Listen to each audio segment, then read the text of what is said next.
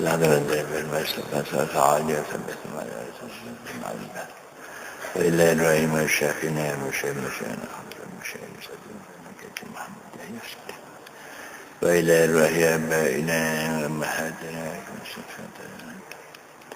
شغل إلى إله الفاتحة أعوذ بالله من الشيطان الرجيم بسم الله الرحمن الرحيم الحمد لله رب العالمين الرحمن الرحيم مالك يوم الدين إياك نعبد وإياك نستعين اهدنا الصراط المستقيم صراط الذين أنعمت عليهم غير المغضوب عليهم ولا الضالين آمين بسم الله الرحمن الرحيم نسألك يا من هو الله الذي لا إله إلا هو يا رحمن يا رحيم يا ملك يا قدوس يا سلام يا مؤمن يا مهيمن يا عزيز يا جبار يا متكبر يا خالق يا بارئ يا مصور يا غفار يا قهار يا وهاب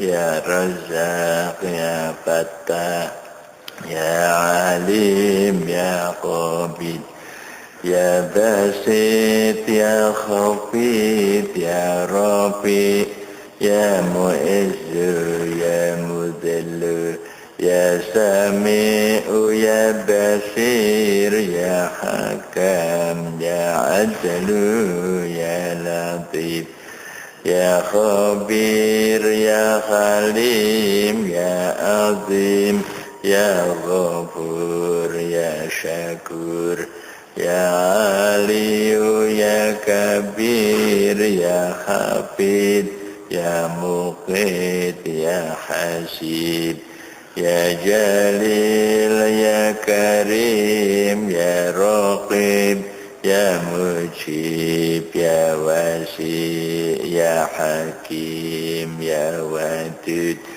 يا مجيد يا بعيد يا شهيد يا حق يا وكيل يا قوي يا متين يا ولي يا حميد يا محيي يا مبدئ يا معيد يا محيي يا مميت يا حي يا قيوم يا واجد يا مجيد يا واحد يا أحد يا صمد يا قادر يا مقتدر يا مقدم يا مؤخر يا أول يا آخر يا ظاهر يا باطن يا والي يا متعالي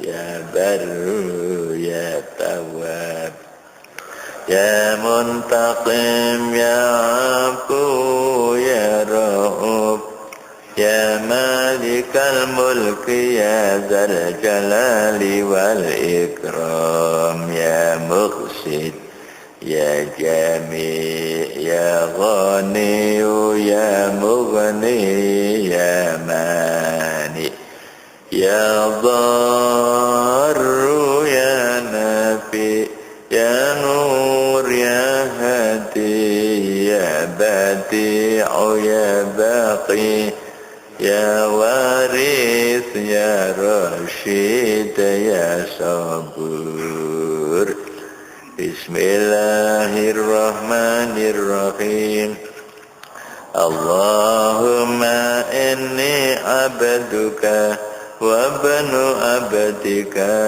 وابن أمتك ناسيتي بيدك ماض في حكمك عدل في قضاؤك أسألك بكل اسم هو لك سميت به نفسك أنزلته في كتابك علمته أحدا من خلقك أو استأثرت به في علم الغيب عندك أن تجعل القرآن ربيع قلبي ونور صدري وجلاء حزني وذهاب همي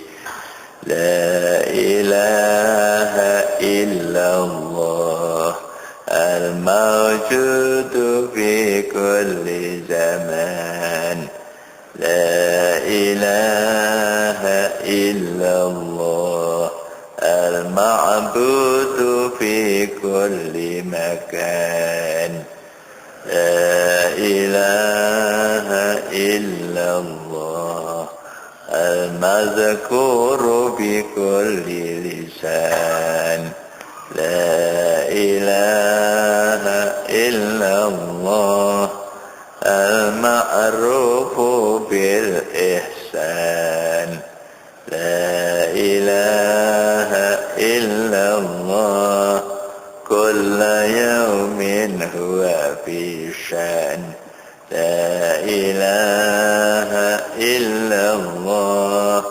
الأمان الأمان من زوال الإيمان ومن فتنة الشيطان يا قديم الإحسان كم لك علينا من إحسان إحسانك القديم يا حنان يا منان يا رحيم يا رحمن يا غفور يا غفار اغفر لنا وارحمنا وأنت خير الراحمين وصلى الله على سيدنا محمد وعلى آله وصحبه وسلم. Bismillahirrahmanirrahim. Alhamdulillahi Rabbil Alamin. Wassalatu wassalamu ala asyrafil mursalin Sayyidina Muhammadin wa ala alihi wa sahbihi ajma'in. Qala Syekhul Musannif rahimahullahu ta'ala wa atamanna bihi wa bi'ulumihi fid-daraini amin. Ammal mu'ilu fala yajuzu qu'uduhu an maksabin li'iyalihi mutawakkila.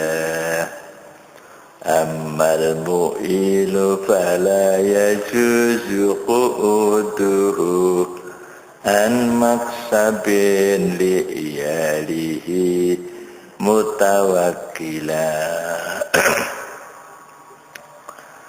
Ammal mu'ilu anapun utawi wong kang duweni keluarga, orang yang punya keluarga, punya istri, punya anak, fala yajuzu mongko ora wenang apa kuuduhu lungguhe mu'il, tidak boleh duduk-duduk tidak bekerja an maksadin saking nyambut gawe li iyalihi kaduwe keluargane mu'il mutawakkilan hale wong kang tawakal.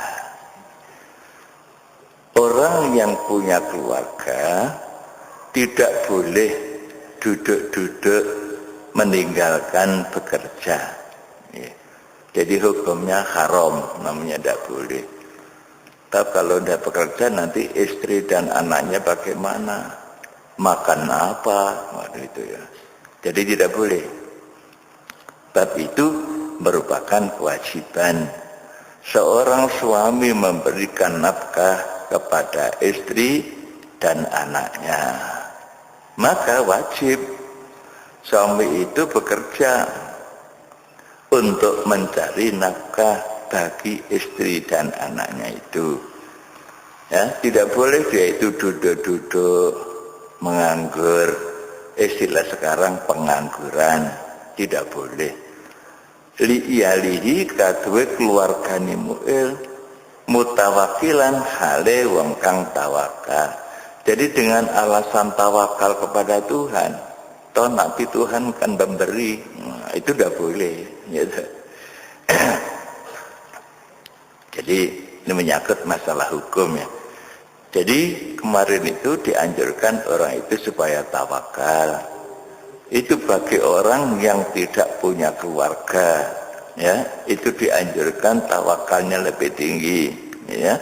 Tapi bagi orang yang punya keluarga tidak boleh, ya, wajib bekerja. Maksudnya begitu. Amal mu'ilu fala yajuzu qu'uduhu an maksabin liyalihi mutawakkilah. Tentang pekerjaan itu terserah apa saja, ya. Allah memberikan rezeki itu lewat berbagai macam usaha manusia, namun tentunya harus mengikuti aturan, jangan sampai melanggar syariat, ya. Ya.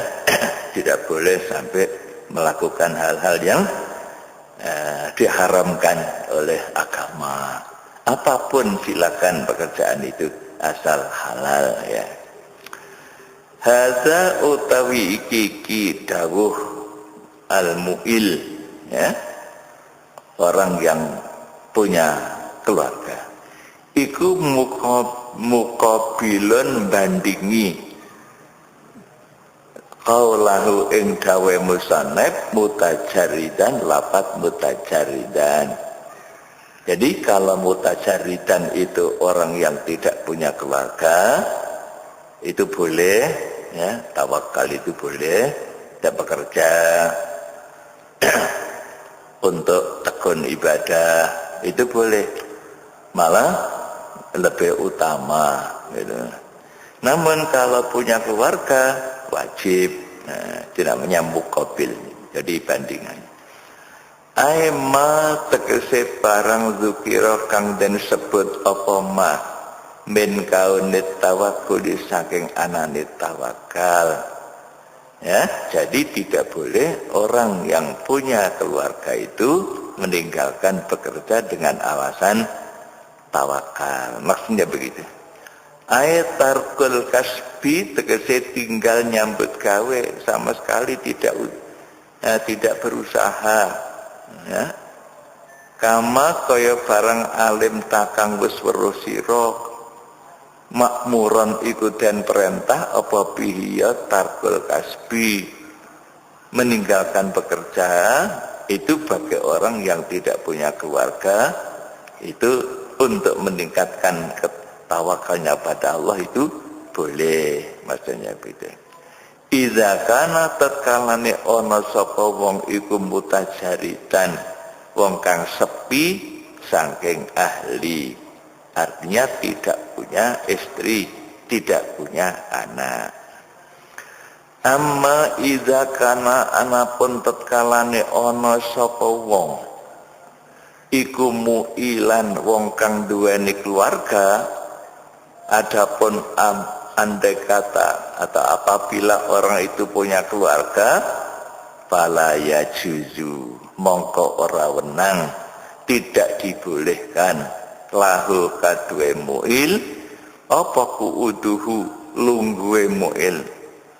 Nah, kalau bahasa Jawa malah tenguk-tenguke, tidak boleh. Kok tenguk-tenguk, ya, memaku tangan, ya. Itu namanya kuuduhu anil maksadi saking maksad, anil kasbi saking nyambut gawe, ya. Jadi tidak boleh tenguk-tenguk, atau dalam bahasa yang mudah nganggur, itu tidak boleh. ya, anil kasbi saking nyambut gawe. Li iyalihi kaduwe keluargane mu'il hala kaunihi tingkah anane mu'il iku mutawakilan wong kang tawakal. Wis aku tak gak usah nyambut gawe, tak tawakal nang Gusti Allah. Wong Gusti Allah iku maha sugih. Gusti Allah sing nanggung rezeki, ya. Kemudian dia tidak mau bekerja. Lah anaknya bagaimana? Istrinya gimana? Gitu. Itu tidak dibenarkan, ya. Bisa nirizkihim ing dalam tingkae keadaane rezekine iyal, ya. Jadi rezeki untuk istri dan anak itu merupakan tanggung jawab daripada suami. Kalau sampai mereka itu kekurangan makan, minum, sandang, pangan, papan, gara-gara suami tidak mau bekerja, maka suami tanggung jawab. Nah, itu ya. Jadi dilarang oleh agama. Maka tidak ada istilah pengangguran di dalam Islam, terutama bagi orang yang punya keluarga. Adapun orang yang tidak punya tanggung jawab, monggo. Misalnya saya tekun ibadah, tapi nanti ada syaratnya itu ya. Tekun ada ibadah, ya, monggo. Tapi nanti ada keterangan dengan syarat orang itu misalnya harus betul-betul tidak boleh misalnya gerundel, ya, karena tidak bekerja dia itu tidak punya apa-apa kemudian gerundel marah-marah. Nah, itu tidak boleh, gitu. Atau malah minta-minta, nah, itu tidak boleh, malah nanti. Kalau minta-minta itu kan mengganggu orang lain gitu. Dia masih mampu bekerja, kok minta-minta, ya, itu dilarang dalam agama. Bahkan ada hadis Kanjeng Nabi menerangkan orang yang masih mampu bekerja kok tidak bekerja, akhirnya minta-minta. Nanti pada hari kiamat orang itu wajahnya tidak ada dagingnya, ya. Jadi wajahnya itu tengkorak. Ya, mungkin itu menggambarkan kok tidak malu gitu ya, kok tidak malu minta-minta, padahal dia masih kuat bekerja, gagah, itu tidak boleh, gitu ya. Jadi bagi orang yang tidak punya keluarga mau tawakal tidak bekerja boleh, tapi dengan syarat tadi itu harus betul-betul ya tekadnya tawakalnya pada Allah itu sudah begitu kuat. Gitu ya, itu baru dibolehkan. Bi an yadkhula kelawan yang to mlebu sapa wong al bawadia ing pira-pira alas, dengan alasan saya nanti mau tekun ibadah di hutan-hutan sana. Kalau bahasa orang dulu itu namanya mertopo. Wah, saya mau mertopo, nah, di hutan. Sebab ceritanya para wali itu kan banyak begitu. Seperti Syekh Abdul Qadir Jailani itu 25 tahun di hutan itu. Ya, itu kalau orang sudah mampu melakukan seperti itu, monggo, ya. Tapi kalau punya istri, punya keluarga, tidak boleh seperti itu. Masuk hutan, ya, di sana cuma kerja zikir hanya pada Allah Subhanahu Wa Taala. Ya, itu tidak boleh. Boleh kalau memang sudah betul-betul bertekad dan tidak akan marah-marah hatinya. Saking tekunnya zikir pada Allah dan tawakalnya sudah betul-betul kepada Allah. Wa yatru kahum lan yanto tinggal sapa wong ing keluarga, ya, pergi ke hutan meninggalkan istri dan anak, atau pergi ke sana kemari, apapun alasannya, tidak boleh. Dulu itu ada kelompok yang dengan alasan berdakwah kemana-mana, ya, kemudian meninggalkan istri dan anaknya. Dia punya pendapat bahwa Islam ini tidak bisa hanya diajarkan di masjid-masjid, di pondok-pondok pesantren, di madrasah-madrasah. Oh, tidak cukup. Islam ini harus diajarkan ke sana harus dibawa ke sana kemari, gitu ya. Ya, ada itu dulu kelompok-kelompok itu. Kemudian pergi kemana-mana, sampai ke luar negeri, sampai ke Pakistan, ke Malaysia, gitu. Ada aliran apa namanya dulu, tabligh apa, ya. Kemudian ke masjid-masjid di mana-mana, kemudian membawa alat-alat masak di situ, tidur di situ. Akhirnya orang masyarakat yang punya masjid marah-marah. Lah masjid kok digawe masak-masak, tidur, ya, itu takmirnya sampai marah-marah. Nah, ya setelah diusut-usut ditanya-tanya, dia itu ternyata punya aliran paham seperti itu. Ya. Alasannya apa? Firman Allah, kuntum khaira ummatin ukhrijat linnas. Kamu sekalian ini adalah umat Islam, sebaik-baik umat. Ya, ukhrijat linnas, dikeluarkan untuk manusia. Itu ditafsirkan keluar rumah. Gitu. Ya. Saya punya teman itu dulu, seorang wartawan. Rumahnya di Bali. Ya. Dia itu ekonominya mapan. Anaknya juga pinter-pinter, sekolah, ya, sampai kuliah apa itu. Ya. Ekonominya mapan. Nah setelah itu karena kena aliran ini, kemudian ditinggal itu. Istrinya ditinggal, anaknya ditinggal, kemana-mana, akhirnya ekonominya down, ya, anaknya terkatung-katung tidak bisa melanjutkan sekolah. Alasannya tadi itu, ya, saya berdakwah kemana-mana, ya, ini namanya buruceng kelangan delek, katanya orang Jawa, buruceng kelangan delek. Ya, dengan alasan berdakwah sana-sana meninggalkan kewajiban, itu tidak boleh dalam Islam. Ya, akhirnya apa? Istrinya minta cerai, minta cerai aja daripada begini. Punya suami seperti tidak punya suami, gitu ya. Bagaimana terkatung-katung? Jadi itu tidak boleh di dalam agama, seperti itu tidak boleh. Ya, jadi fayakunu, ya. Wayak udu lan lungguh sapa mu'il anil ihtimami saking nemen-nemeni bi amrihim kelawan perkarane keluarga. Ya, Islam memerintahkan supaya orang itu kalau punya keluarga, keluarganya diurus yang baik, ya. Istrinya, anak-anaknya diurus sehingga keluarga itu menjadi keluarga yang bahagia. Istilah Al-Quran itu sakinah, mawaddah, rahmah, kan gitu ya. Ya, tidak sampai congkrah. Sekarang ini banyak rumah tangga yang congkrah. Ya mungkin gara-gara macam-macam, termasuk juga masalah ekonomi. Ada juga, tapi juga ada yang masalah kasus-kasus penyimpangan. Ya, seorang suami nyeleweng atau istrinya yang nyeleweng, itu seringkali terjadi seperti itu. Itu gara-gara karena itu. Orang kurang memperhatikan kehidupan keluarganya. Ya, bagaimana kewajiban seorang suami terhadap istri dan anak? Dia tidak peduli, gitu ya. Maka kita anjurkanlah kepada anak-anak muda sekarang ini yang mau memasuki kehidupan rumah tangga, belajar dulu, ngaji dulu. Bagaimana kewajiban seorang suami? Ini ya.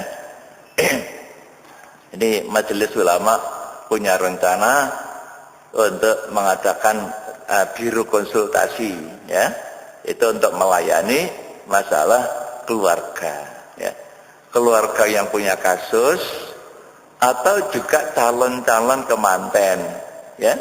Jadi calon-calon kemanten itu rata-rata belum tahu bagaimana hukumnya seorang suami sampai menjatuhkan talak berkali-kali pada istrinya, ya, itu tidak ngerti. Ya, bagaimana batas-batas hukum munakahat itu tidak tahu sama sekali. Padahal itu ilmu. Ya, jadi orang yang melakukan sesuatu tanpa ilmu pasti nanti akan rusak itu. Ya, jadi rumah tangga sekarang ini banyak yang rusak gara-gara tidak tahu. Ya, di Malang kota ini angka perceraian lebih dari 2.000 satu tahun. Ya. Di kabupaten lebih dari itu. Ya, bahkan kabupaten itu menurut informasi angka perceraian terbesar seluruh Indonesia nomor 2 sesudah Indramayu. Ya, lah Malang Kota 2000. Lah 2000 itu, ya 2000 itu kalau dibagi 1 tahun itu 360 hari. Berarti ada orang cerai di Kota Malang ini antara 5 sampai 6. Ya. Karena 2000 dibagi 350 hari. Jadi tiap hari itu ada orang cerai sekian. Padahal rata-rata rumah tangga yang berantakan itu tidak punya anak. 2, 3. Maka prihatin. Nasib anak-anak yang akan datang itu memprihatinkan. Kalau sudah ditinggal orang tuanya, siapa yang tanggung jawab? Ikut ibu, kadang-kadang ya ibunya kawin lagi, akhirnya ikut bapak tiri. Kadang-kadang bapak tirinya perilakunya kurang tanggung jawab. Ikut bapak apa meneh, bapaknya kawin meneh, berarti ketemu dengan ibu tiri. Bagaimana ceritanya itu? Silakan. Ini yang prihatin. Ini di Kota Malang aja, tidak jauh-jauh. Lebih-lebih di lain-lain. Saya pernah bertanya, kenapa Pak itu angka perceraian di kabupaten itu kok begitu tinggi, gitu ya? Katanya beliau adalah orang pengadilan agama kabupaten. Katanya mereka Pak Yai, banyak yang mereka itu tidak lulus SD, tidak lulus SMP, jadi pendidikannya rendah, gitu. Ya. Terus saya begini, tapi kalau di Kota Malang ini kok lain, Pak. Di Kota Malang ini malah sarjana, banyak sarjana itu, bahkan ada yang profesor, doktor, ya, istrinya ngamuk-ngamuk itu, minta dicerai. Itu kenapa? Jadi kalau begitu, logikanya bukan karena pendidikan, bukan karena pendidikan. Jadi tingkatnya ilmu pendidikan di Kota Malang itu sudah tinggi. Banyak sarjana yang dokter ada. Tapi kenapa kasus rumah tangga seperti itu? Ya. Kemudian bagaimana kesimpulannya? Kesimpulannya adalah masalah agama. Itu aja. Itu. Ya. Allah apabila menghendaki sebuah keluarga itu baik, idza aradallahu bi ahli baitin khaira faqahahum fid-din. Begitu kata Rasul ya. Apabila Allah menghendaki rumah tangga itu baik itu tadi itu bahagia, sakinah. Ya, faqahahum fid-din, Allah memberikan kepada mereka itu pengertian tentang agama. Itu ya. Lah artinya faqahahum fid-din itu bukan berarti mereka tahu-tahu pinter ngaji, udah bisa. Ya, maksudnya apa? Orang itu oleh Allah dijadikan orang yang senang ngaji. Itu aja, mudah itu. Jadi kalau orang itu sudah senang ngaji, oh aturannya rumah tangga itu ngene. Ya dah? Kemudian dikerjakan baik dengan agamanya itu. Suami senang ibadah, istri senang ibadah, suami senang nyambut gawe kalau rezeki sing halal, senang ibadah, ya senang ngaji, mendengarkan pengajian, rumah tangga tenang. Ya. Jadi rumah tangga yang tenang-tenang itu rata-rata adalah orangnya ahli ibadah. Ya, kalau sudah meninggalkan ibadah, ya tunggu saja.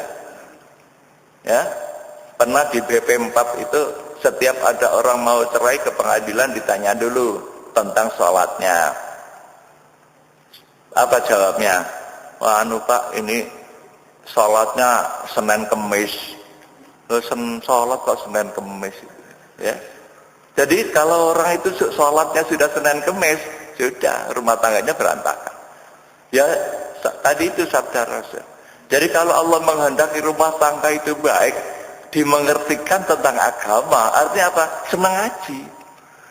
Jadi tidak boleh orang itu berhenti ngaji, tidak boleh. Ya, di Malang ini ada istilah biren, barang serabi leren. Ya, dulunya senang ngaji, barang serabi leren, tidak pernah ke masjid, tidak pernah mendengarkan ceramah-ceramah. waktunya habis hanya untuk bekerja tak. Tidak bisa. Ya? Dan aturannya ada itu dalam agama. Orang bekerja itu boleh, bagus untuk kepentingan istri dan anak. Tapi waktunya jangan dihabiskan. Ya, waktu untuk bergaul, membina rumah tangga, al-ihtimam istrinya di sini. Itu harus ada. Diperhatikan bagaimana istrinya, mungkin sakit segera dibawa ke dokter. Anaknya ada sakit segera dibawa ke dokter. Begitu itu namanya perhati. Jangan hanya sibuk dengan urusannya sendiri, tidak boleh. Ya.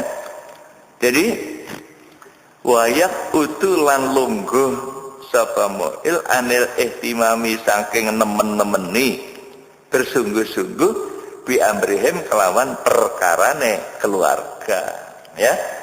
Padahal memelihara keluarga dengan baik itu juga ibadah. Bahkan pahalanya besar. Kanjeng Nabi pernah menyatakan seorang suami memberikan minum pada istrinya hanya seteguk air, ada pahalanya itu. Ya, hanya seteguk air putih itu ada pahalanya. Gitu ya. Padahal bukan hanya air putih aja, gitu. Suami memberikan macam-macam pada istrinya. Berapa itu pahalanya? Kan seteguk air ada pahala. Jadi pahala-pahala itu oleh Allah dijamin sudah begitu hebat diatur dalam. Jadi orang tidak boleh hanya sholat tok. Anake bojone gak diopeni, tidak boleh. Jadi memperhatikan anak. Bagaimana anak itu sekolah, waktunya sekolah. Ya? Bagaimana anak itu makan. Kanjeng Nabi itu memperhatikan anak kecil.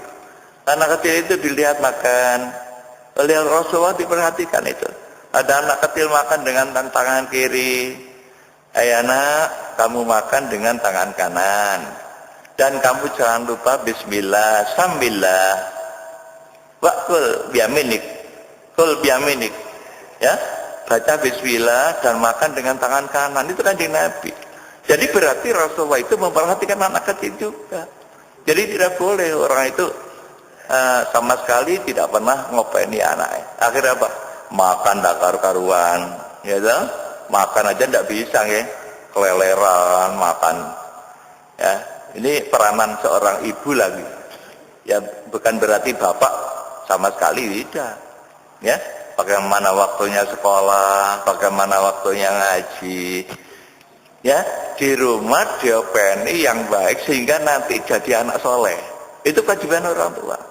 Ya, kalau nanti anak itu jadi anak baik, jadi anak soleh, merupakan modal yang sangat mahal, kan gitu ya? Ya, kalau anak itu nanti jadi anak soleh, setiap dia itu beribadah taat pada Allah SWT, orang tuanya dapat pahala. Ya, tapi kalau ditinggalkan tadi itu, tidak ngerti sama sekali tentang agama, ya. Quran gak iso maca, apalagi agama isinya gak ngerti sama sekali. Maka nanti siapa meninggal orang tuanya, setiap anak itu melakukan dosa, orang tuanya dapat di alam kubur. Itu bahaya. Itu hadis Kanjeng Nabi yang dalam begitu. Ya. Jadi memperhatikan keluarga itu hukumnya wajib. Gitu ya. Karena kita ini sudah mau keluarga, sebelum keluarga sudah mau keluarga, itu harus tanggung jawab. Ya, maka kemarin ada yang bertanya itu dari Fakultas Syariah, tanya kepada saya, ya, bagaimana yaitu tentang khitbah. Khitbah itu yang ngelamar, gitu. Ya, ngelamar itu memang diperintah oleh agama, hukumnya sunnah, tapi ada aturannya, begitu ya. Bukan boleh begitu saja. Sebab milih jodoh itu tidak seperti milih barang, gitu. Ini manusia masalahnya. Jangan sampai tersinggung dan sebagainya itu. Ya itu aturan, Pak, diatur. Ya sekarang kan orang tidak ngerti agama ya seperti itu. Ya. Jadi memperhatikan keluarga itu merupakan ibadah. Bapak keluar dari rumah mencari rezeki, ya, untuk istri dan anak. Bahkan ada ceritanya orang dulu itu begini, ketika suami berangkat mencari rezeki, oleh istrinya diantarkan sampai ke pintu. Sampai di pintu, istrinya pesan, Pak, kalau saya itu kalau lapar, itu saya kuat, Pak. Ya, kalau saya haus tidak minum itu saya kuat. Tapi nanti kalau masuk neraka saya tidak kuat. Bagaimana maksudnya itu? Sampai ini nanya begawe mulai aja nggawa barang haram. Gitu. Kita istri pesen. Jangan sampai mati pulang membawa barang haram. Sebab nanti suami pulang membawa makanan atau barang haram, dimakan oleh istrinya, dimakan oleh anaknya. Nanti neraka itu. Kullu lahmin, setiap daging, nabata asuktin yang timbul daripada makanan yang haram, fanaru aulabi, maka nanti lebih cepat dimakan oleh api neraka. Jadi harus hati-hati. Ya, sekarang ini banyak yang haram-haram ya di Terajang ya, masih banyak ya carut marut. Jadi harus memperhatikan keluarga masing-masing. Ku ampusakum wa ahlikum naro. Peliharalah dirimu dan keluargamu dari api neraka. Bagaimana maksudnya? Ya dimengertikan agama tadi itu. Kalau sudah ngerti agama, pinter dilakoni sing apik, jauh daripada dosa, selamat. Gitu ya. Li'annahu karena satuhune tarku, meninggalkan keluarga, tidak bekerja, nganggur, iku yukdi bisa nekaake apa tinggal ilaha laki maring cilokone keluarga. Kan celaka itu istrinya. Ya tadi itu tidak ada dimakan, tidak ada minum.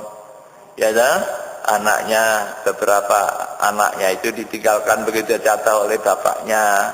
Ya, nah, istrinya tidak bisa bekerja. Ini namanya halak, rusak. Ya, itu tanggung jawab suami. Fayakunu mongko ono sapa wong iku mu'akhadzan den terapi bihim sebab keluarga, nanti akan dituntut dia itu. Ya. Pada hari kiamat seorang suami yang tidak tanggung jawab akan dituntut. Nah, ya, oleh Allah Subhanahu wa taala. Allah Maha tahu apa yang dilakukan oleh suami itu. Ya. Fala yumkinu, maka orang mungkin lahu katwe wong, orang yang punya kerja, hina izin ari kalane ya iki dua keluarga ya illa tawakkulal muktasib, kejaba tawakale wong kang nyambut gawe ya. Lah bagaimana tawakalnya, Pak? Katanya tadi itu wajib bekerja, wajib tawakal kan itu ya. Bagaimana? Itu namanya tawakkulul muktasib, tawakalnya orang kerja ya. Memang tawakal itu tetap, tapi usaha dikata tetap. Jadi namanya tawakalnya muktasib ya, ya bekerja tapi tawakal pada Allah. Pada berangkat dari rumah bismillahi tawakkaltu 'ala Allah la haula wala quwata illa billah. Maka orang yang seperti itu oleh Rasulullah, oleh malaikat didoakan ya, kufita wa wukita hudita wa kufita ya. Doanya malaikat 3. Orang yang berangkat dari rumah menuju bekerja misal, itu oleh malaikat didoakan, Anda diberikan hidayah, Anda dicukupi apa yang menjadi tujuan Anda akan dipelihara daripada kecelakaan. Nah, itu ya. Tapi jarang diamalkan. Banyak orang Islam yang tidak ngerti itu. Padahal Kanjeng Nabi itu seperti itu. Ya kan? Mengajarkan setiap orang mukmin keluar dari rumah jangan lupa berdoa. Nah ini dalam arti memasang tawakal tadi itu. Bismillah, tawakkaltu 'ala Allah. Ya, dengan menyebut asma Allah, aku tawakal pada Allah. Ya, la haula wala quwata illa billah. Tidak ada daya dan kekuatan kecuali dengan pertolongan Allah. Nah, berangkat hati-hati. Ya, itu namanya hati-hatinya tetap. Walaupun sudah tawakal, tetap harus hati-hati di jalan. Ya, jangan sampai ngebut di perjalanan. Ya, ya, tidak boleh misalnya domeh, istilahnya itu sudah tawakal. Wah sudah, pokoknya Kalau saya nanti celaka kan itu memang sudah ditakdirkan Tuhan. Nah itu tidak boleh seperti itu. Betul semua itu apa? Itu dari Allah SWT. Tapi kita tetap wajib ikhtiar. Nah, gitu ya. Jalan yang baik, lewat jalan kiri, jangan sampai melanggar rambu-rambu kan gitu. Ya. Tidak boleh orang itu hanya gara-gara tawakal tapi tidak berusaha. Itu tidak boleh, gitu ya. Maka di sini orang yang bekerja itu apa tidak bisa tawakal? Bisa. Artinya ia bekerja tapi tawakal pada Allah SWT. Ya, saya mau usaha. Tapi usaha itu kan belum tentu berhasil dah. Berhasil atau tidak itu Allah SWT nanti yang memberikan. Mudah-mudahan saya bekerja nanti Allah dapat untung, misalnya dagang ya, zakat, ya. Nanti Allah akan memberikan untung. Itu ya. Ya, itu namanya tawakal, tawakulul muktasib, tawakalnya orang bekerja, ya. Sama dengan pada saat Kanjeng Nabi ada di masjid, ada orang datang, kemudian orang itu ditanya, Anda tadi itu naik apa? Saya naik kuda ya Rasul. Kuda sampean di mana sekarang? Saya lepas. Katanya, loh, kenapa kok tidak diikat? Jawabnya apa? Saya tawakal pada Allah. Nah, gitu ya. Tidak tawakal, tidak diikat dengan alasan tawakal pada Allah. Oleh Rasulullah dituturi jangono. Akilha wa tawakkal ala Allah. Ikat dulu. Ya, kudamu itu ikat dulu. Kalau sekarang sepeda motor, kunci dhisik.